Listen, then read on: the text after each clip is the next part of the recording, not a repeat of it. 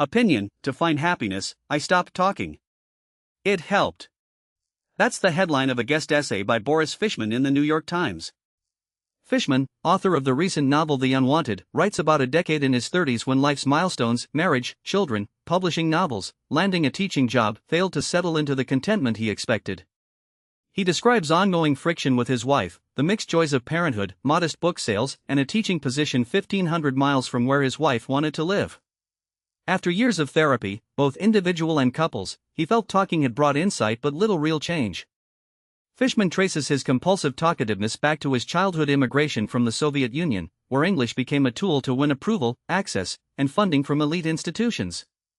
He calls it a shift from shyness to garrulousness, then to logorrhea, a constant chatter that opened doors but left him feeling hollow inside. He also points to the broader American noise, commercial advertising, social media, the ever-present phone as a kind of postmodern crackpipe he couldn't put down, leaving him physically and mentally ill from endless talking and stimulation. Desperate for quiet, he learned of an annual silent retreat from an acquaintance.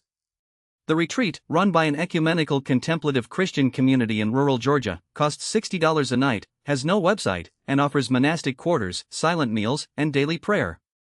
Founded in 1987 by civil rights advocate Faye Key and Methodist pastor Steve Bullington, the place sits amid soybean and hay fields, with a modest chapel and simple residences where the shower doesn't shoot straight and the communal almond butter jar bears the marks of every spoon. Faye once wrote that there are no majestic mountains or roaring sea, only, as she put it, nothing here but God. Fishman, though not Christian, booked several days in December and arrived terrified at the prospect of being alone with himself for the first time in years. The essay ends as he settles into a one-room cottage, poised to experience the silence he has long avoided.